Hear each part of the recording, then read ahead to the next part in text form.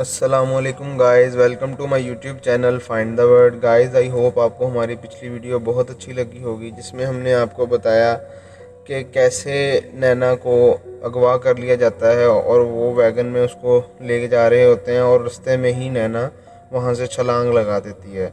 तो देखते हैं गाइज़ हमारी इस वीडियो में आगे क्या होता है। तो अगर आपने हमारे चैनल को सब्सक्राइब नहीं किया तो वीडियो को स्टार्ट करने से पहले हमारे चैनल को सब्सक्राइब कर दें और उसके साथ दिए गए घंटी के बटन को भी दबा दें ताकि आपको हमारी तमाम वीडियोस की नोटिफिकेशंस मिल सकें। उसे जब होश आया तो वो तेज़ी से भागती हुई एक कार में थी।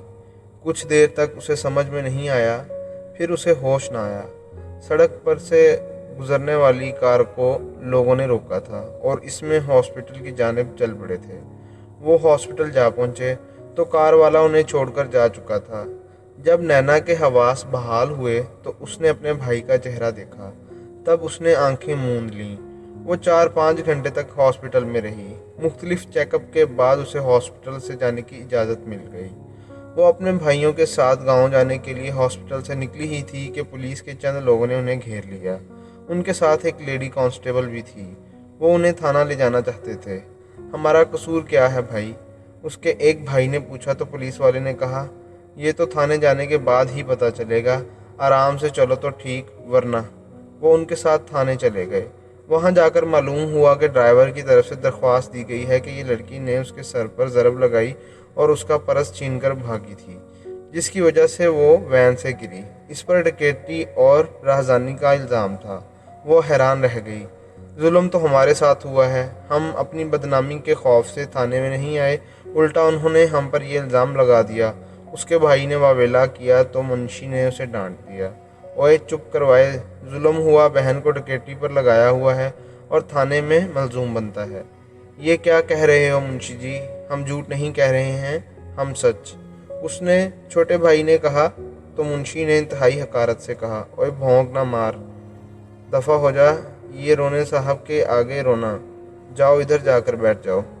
वो दोनों किसी मुलज़म की तरह एक तरफ होकर बैठ गए।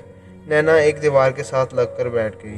चंद मिनट बाद उसके बड़े भाई ने कहा, मैं कुछ करता हूँ, किसी बंदे की मिन्नत करता हूँ जाकर। मैं जल्दी आ जाऊँगा, तुम लोग फिक्र मत करना। यह कहकर वो उठा और थाने से बाहर चला गया। हर आने जाने वाला उन्हें देख रहा था। किसी की निगाह में क्या था और कोई कैसे देख रहा था, दूसरा बर्दाश्त कर ना सका। वो भी कुछ देर नैना के पास बैठा और वो भी उठ गया। वो अकेली वहाँ बैठी रह गई। उसे यही सोचकर गुस्सा आ रहा था कि उसने कोई जुर्म नहीं किया बल्कि अपने आप को बचाया है। वो काम किया जो पुलिस को करना चाहिए था, लेकिन उन्हीं ने उसे मुजरिम बनाकर थाने में रखा हुआ है। क्या ऐसा सिर्फ इसलिए है कि वो गरीब हैं और एक दौलतमंद की बात उसने नहीं मानी? क्या इंसाफ का मेयार सिर्फ दौलत है? क्या गरीब यहाँ झूठा है, वो चाहे मलजूम भी हो? क्या ताकतवर की हुकूमत है? क्या वो सब लोग बकवास कहते हैं कि ये एक जमहूरी मुल्क है और यहाँ सबके हकूक़ बराबर हैं? क्या आम आदमी को जीने का कोई हक नहीं? वो यही सोचती चली जा रही थी और उसे लग रहा था कि उसका दिमाग फट जाएगा। वो लड़की जिसने कभी थाना नहीं देखा था, वहाँ जाने के बारे में सोचा तक नहीं था, वो एक मुल्ज़म की हैसियत से वहाँ ज़मीन पर बैठी हुई थी। सुबह से दोपहर के वक्त हो गया था। उसका भाई नहीं लौटा था। वो न जाने किन ख्यालों में गुम थी कि एक लेडी कांस्टेबल उसके पास आ गई। उसके हाथ में पानी का गिलास था। लो ये पी लो। उसने सर उठाया और उसकी तरफ देखा। इसके हल्क में कांटे चुभने लगे थे। वो चंद लम्हे होंकों की तरह देखती रही, फिर गिलास लिया और एक ही सांस में पानी पी गई। कोई नहीं आया तेरे पीछे? कौन आएगा? 2 भाई थे, वो भी बेचारे बाहर चले गए हैं, उसने दुख से कहा। मैं ये नहीं पूछती कि तुमने कोई जुर्म किया है या नहीं, लेकिन एक बात पर मुझे हैरत हो रही है, वो पूछना चाहती हूँ। लेडी कांस्टेबल ने पूछा। पूछो। उसने फर्श पर निगाहें गाड़े कहा तो लेडी कांस्टेबल ने पूछा, तेरी जैसी लड़कियाँ यहाँ आईं तो चाहे झूठ चाहे सच, मैं रोती ज़रूर हैं मगर तुम्हारी आंख से एक भी आंसू नहीं निकला। ये क्या बात हुई भला? तुम क्यों पूछ रही हो? उसने एकदम लेडी कांस्टेबल के चेहरे पर देखते हुए पूछा। पता नहीं क्यों रोई मैं नहीं जानती, वो बोली। लेकिन मैं समझती हूँ, मुझे 20 बरस से ज़्यादा का अरसा हो गया है इस महकमे में। तुम मुझे कुछ अलग सी लगी हो। मैंने तुमसा कोई दूसरा देखा नहीं कि इस पर इस पर वार हुआ हो और वो ना रोए। ऐसा बस वही करता है जो दरिंदा हो। मैं समझी नहीं। नैना ने तेज़ी से सर उठाकर कहा तो कांस्टेबल बोली, कभी किसी दरिंदे को रोते हुए देखा है?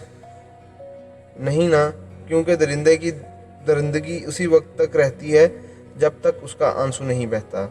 जब मुझे रोने की जगह गुस्सा आ रहा हो तो मैं क्या करूं? उसने उकताए हुए लहजे में कहा। मैं समझती हूँ और मेरा अंदाज़ा बिल्कुल ठीक निकला। और सुनो, मेरी बेटी की उम्र भी तुम्हारी जितनी है। मुझे तुम में अपनी बेटी दिखाई दे रही है। एक बात याद रखना, तलवार और बंदूक दोनों ही हथियार हैं, लेकिन तलवार बंदूक का मुकाबला नहीं कर सकती। याद रखना, मैं करती तेरे लिए कुछ। ये कहकर वो उठी और बाहर की जानब चल दी। तकरीबन 2 घंटे भी पूरे नहीं हुए होंगे, एक दरमियाने कद का अधेड़ उम्र शख्स थाने में आया तो एकदम से हलचल मच गई। थाने का वो मुंशी जो किसी की बात नहीं सुन रहा था और फिरौन बना बैठा था, यूं लपक कर उठा जैसे कोई इजराइल आ गया हो। जैसे ही वो तपाक से मिला तो उसी अधेड़ उम्र बंदे ने सुकून से पूछा, कहाँ है तुम्हारा साहब? शाह जी, वो तो गश्त पर हैं, आते होंगे। आप बैठे, मुझे बताएं क्या खिदमत है? मुंशी ने अपने लहजे में मिठास भरते हुए पूछा। वो SHO अभी आएगा या नहीं? शाहजी ने उसकी सुनी अनसुनी करते हुए कहा। इस दौरान उसकी निगाह नैना पर पड़ी। वो उसे चंद लम्हे तक देखता रहा, फिर निगाहें मुंशी पर नका दी। जी वो आज शायद ही, वो मिनमनाते हुए कहने लगा तो शाहजी ने कहा, इस लड़की पर जुल्म करने के लिए तुम लोगों ने कितने पैसे लिए हैं? इस अचानक सवाल पर मुंशी एकदम से घबरा गया। फिर तेज़ी से बोला, आप बैठे, मैं आपको बताता हूँ। मुझे बैठना नहीं है, मेरी बात का जवाब दो। वो जी साहब को बकवास बंद करो और इस बेगैरत को बता देना कि लड़ाई मर्दों से लड़ते हैं, औरतों से नहीं। इस लड़की को जाने दो और उसकी तरफ कोई निगाह भी ना करे। मैं देखता हूँ उसे, शाहजी ने गुस्से में कहा तो मुंशी ने एक लम्हा सोचे बगैर नैना को जाने का इशारा किया। नैना उठकर थाने के बाहर चली गई। उसे ये होश ही नहीं था कि वो शाहजी का शुक्रिया अदा कर सके। उसके दिमाग में तो यही चलने लगा था कि इंसाफ नहीं, बंदूक के सामने तलवार न ठहर सकी। थाने के बाहर दीवार के साथ उसका भाई बैठा हुआ था। वो अपने बड़े भाई का इंतज़ार कर रहा था जो अभी तक लौटकर वापस नहीं आया था। उसे यूं देखकर वो जल्दी से उठा, उसके करीब आकर बोला, क्या हुआ? छोड़ दिया उन्होंने? हाँ, आओ चलें। यह कहकर वो यूं चल दी जैसे सोचने समझने की सलाहियत से आरी हो चुकी हो। उसके दिमाग में आंधियां चल रही थीं। उसे इस निज़ाम पर ही नहीं, अपने आप पर भी गुस्सा आ रहा था। वो क्यों इस कदर अपने आप को संभालने वाली बन गई? क्यों उसने पढ़ा लिखा और तालीम हासिल की? उसकी औकात है क्या? वक़्त क्या कदर है उस माशरे में? वो मुआशरा जो ख़ुद को इस्लामी कहता है, लेकिन जहाँ औरत का तकद्दुस तो क्या उसकी इज़्ज़त तक नहीं की जाती। ये किसका कसूर है? उसका अपना है। वो क्यों उस मुआशरे में पैदा हो गई? अगर औरत की इज़्ज़त नहीं करनी तो उसे बचपन में ही ज़िंदा दरगोर कर दिया जाना चाहिए। क्या औरत को अपनी समझने वाले गैरत में आकर कत्ल करने वाले ये नहीं जानते कि औरत की इज़्ज़त भी की जाती है? क्या ये मुआशरा सिर्फ़ ताकतवर का है? क्या ये जंगल है और यहाँ का कानून भी जंगलों जैसा है कि जो ताकतवर है जो मर्ज़ी कर सकता है? सवालों का एक सिलसिला था जो उसे पागल किए दे रहा था। उसके दिमाग में ये सवाल न जाने कहाँ से आ रहे थे। उसका जवाब उसे क्या खाक मिलता। वो अपने घर पहुँच गई थी।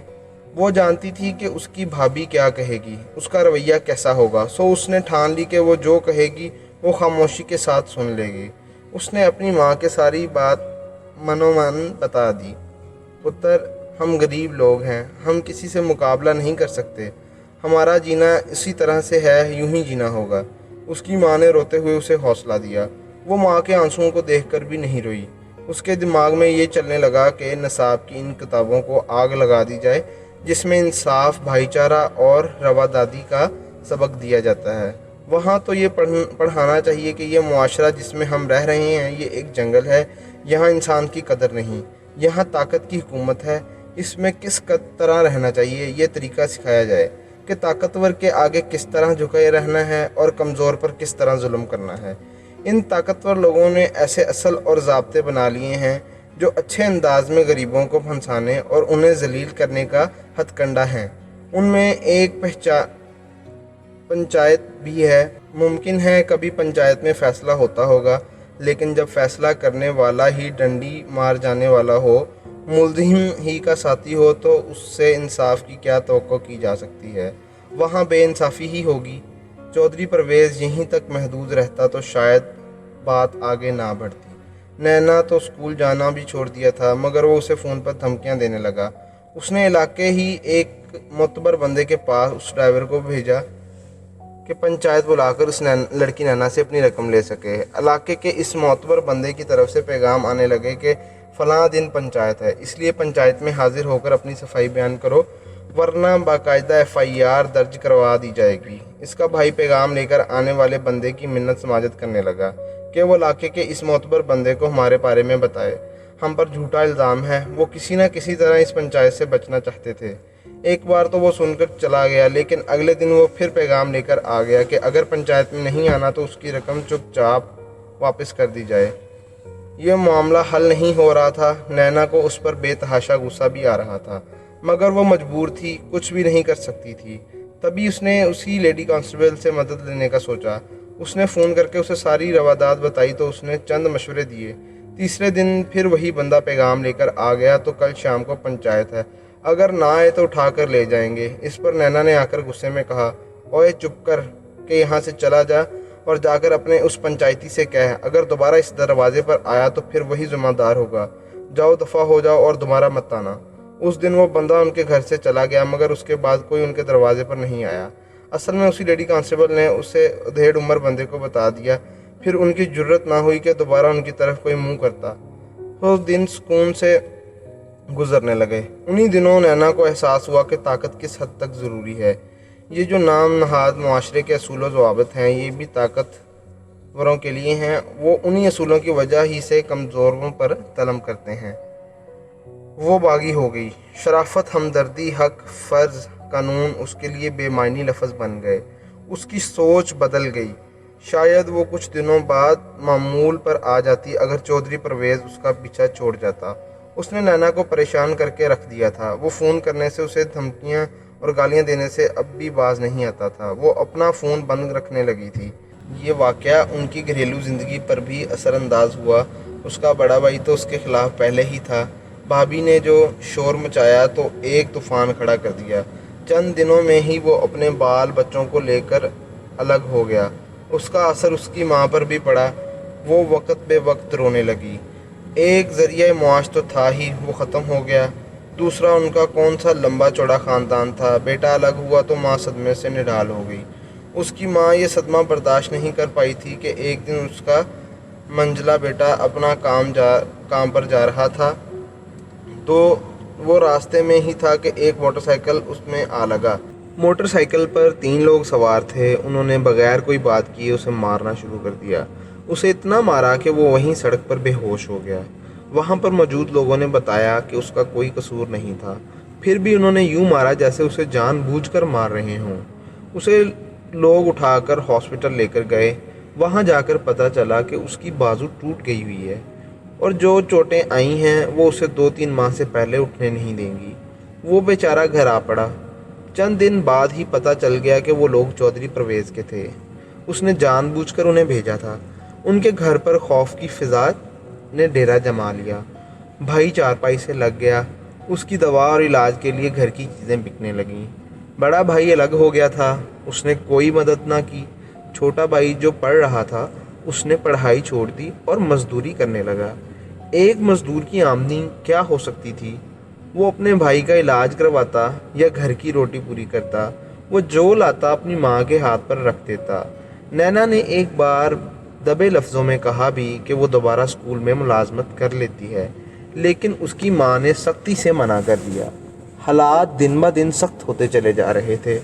اس نے ایک دن اپنے پرانے اسکول میں رابطہ کیا تاکہ پھر سے جا سکے۔ اس کا خیال یہ تھا کہ وہ اپنی ماں کو منا لے گی۔ اسکول سے جو جواب ملا اس نے نہ صرف اسے چکرا دیا بلکہ خود اسے اپنی ہی نگاہوں میں گرا کر رکھ دیا۔ انہی نے کہا تھا کہ ایسی لڑکی جو تھانوں میں پھر آئی ہو، جس پر ڈکیتی کے الزام ہوں اور بدماشوں سے سر پھٹول کرتی پھر رہی ہو، ہم اسے اسکول میں کیسے جگہ دے سکتے ہیں؟ وہ سوچے بھی نہیں، اس کی ہمت جواب دے گئی۔ اس کا کیا قصور؟ یہ بات اس کی سمجھ نہیں آئی۔ ایک دن وہ اپنی ماں والے کمرے میں کھری بان کی چارپائی پر لیٹی سوچ رہی تھی کہ کیا یہ ہے زندگی؟ میں اتنی مجبور کیوں ہوں؟ یہ چودھری پرویز جیسا شخص مجھے تنگ کر رہا ہے اور میں اس کا کچھ نہیں کر سکتی۔ یہی سوچتے ہوئے اچانک اسے لیڈی کانسٹیبل کی بات یاد آ گئی۔ ایک بات یاد رکھنا، تلوار اور بندوق دونوں ہی ہتھیار ہیں، لیکن تلوار بندوق کا مقابلہ نہیں کر سکتی، یاد رکھنا۔ یہ سوچتے ہی وہ اٹھ کر بیٹھ گئی۔ وہ چند لمحے سوچتی رہی اور اس نے فیصلہ کر لیا کہ اسے کیا کرنا ہے۔ اس نے ساری مجبوریوں کو ایک طرف رکھ دیا اور اس زمانے سے لڑنے کو تیار ہو گئی۔ وہ اٹھی، اس نے اپنا وہ بہترین سوٹ نکالا جو ان دنوں کے اس کے پاس تھا، جسے اس نے استری کیا، خوب نہائی، فریش ہو کر اس نے خود کو سنوارا اور اپنا فون اور پرانی سمیں لے کر بیٹھ گئی۔ اس نے وہ سارے میسج دیکھے جو اسے آتے رہے تھے۔ ان میں سے اس نے ایک ایسے لڑکے کو منتخب کیا جو چودھری پرویز کا دوست تھا۔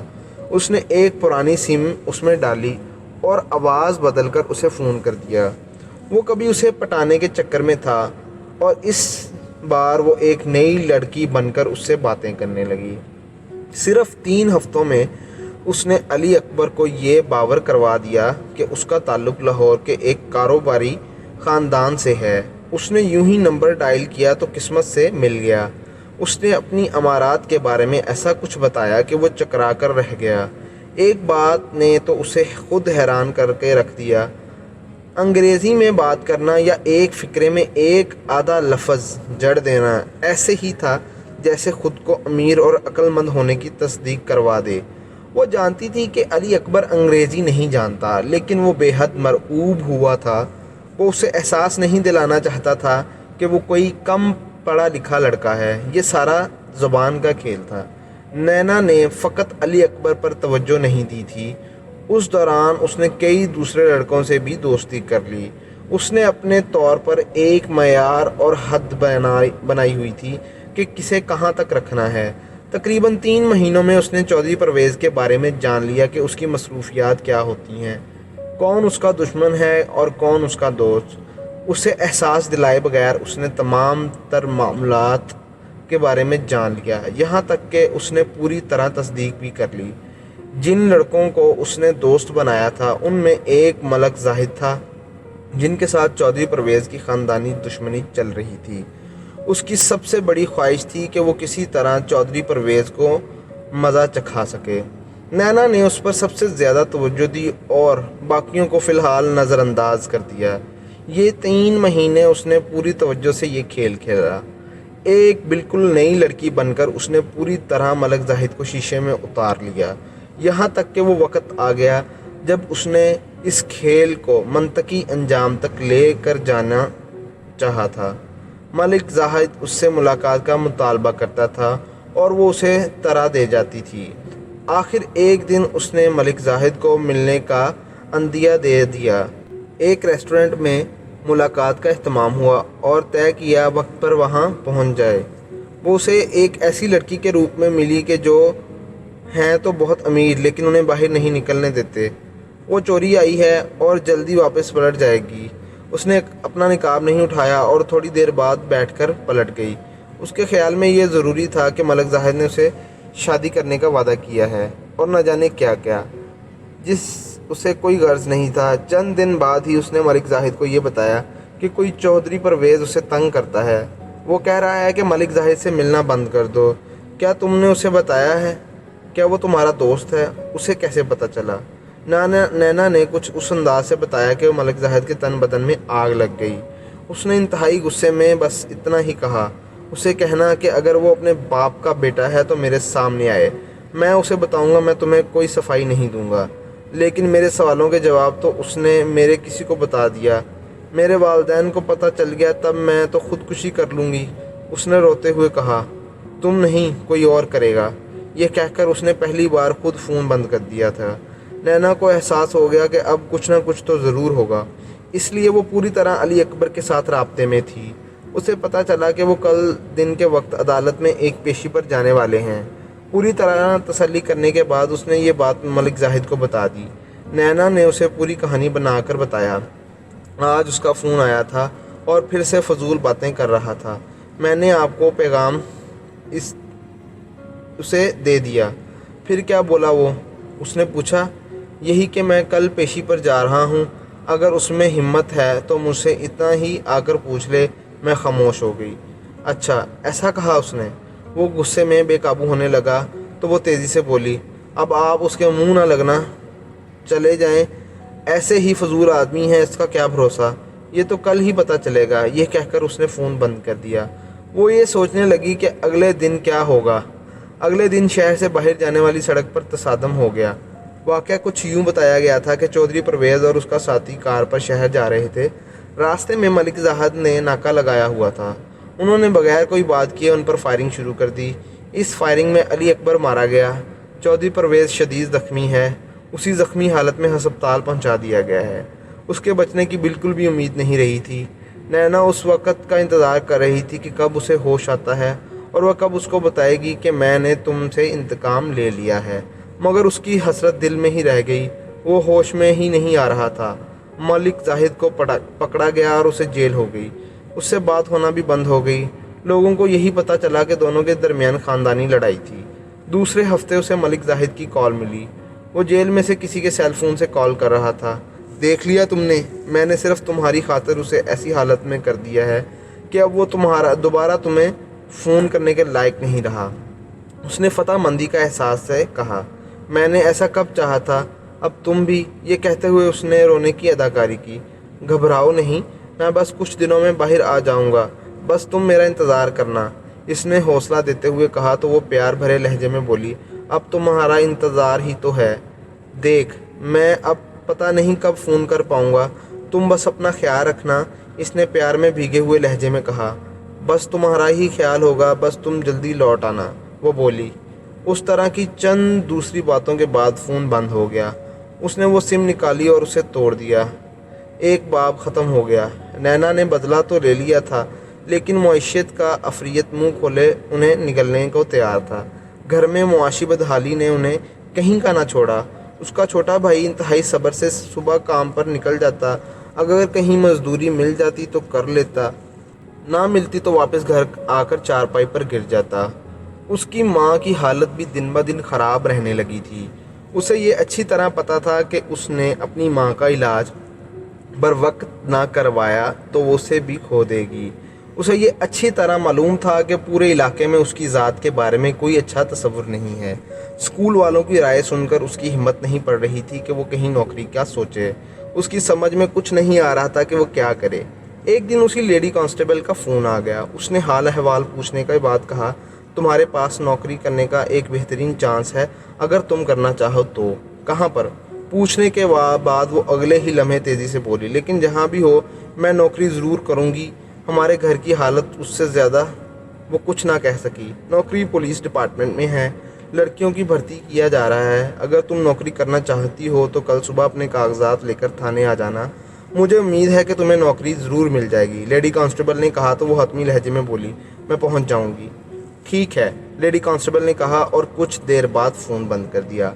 अगले दिन अपने घर में किसी को बताए बगैर वो सुबह के वक्त ही पुलिस लाइन थाने में पहुंच गई। दौड़ वगैरह लगाने के बाद उनका तहरीरी इम्तहान लिया गया, उनके कद मापे गए और उन्हें जाने का कह दिया गया।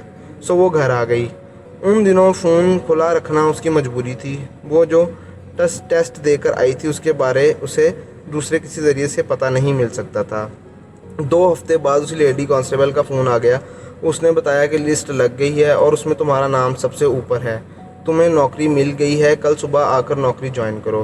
दोपहर का वक्त था। ढलते सूरज की रोशनी अंग्रेज़ों के ज़माने के बने हुए उस पीले क्वार्टर पर पड़ रही थी जिसके सामने वो खड़ी थी। इर्द गिर्द का माहौल सुनसान था, हालांकि क्वार्टरों की एक लंबी कतार थी। उनमें पुलिस वाले ही रहते थे। उसने बाहर लिखा हुआ पढ़ा, बार्क नंबर 3, ये तुम्हारा क्वार्टर है और तुम इसमें रहोगी। मैं यहाँ, मेरा मतलब, इसने तेज़ी से घबराते हुए पूछा तो उससे वहाँ लाने वाला समझ गया कि वो क्या पूछना चाहती है। तो गाइज़, हमारा आज का एपिसोड यहीं पर ख़त्म होता है। देखते हैं हमारे अगले एपिसोड में क्या होता है। गाइज़, अगर आपको हमारी वीडियो अच्छी लगी हो तो इसको लाइक और शेयर ज़रूर कीजिएगा اور کمنٹ دے کر ہمیں اپنی رائے کے بارے میں ضرور بتائیے گا کہ آپ کو ہماری ویڈیو کیسی لگی اور مجھے کس چیز کی امپروومنٹ کی ضرورت ہے. گائز تب تک کے لیے اللہ حافظ، ملتے ہیں ہم اپنی اگلی ویڈیو میں.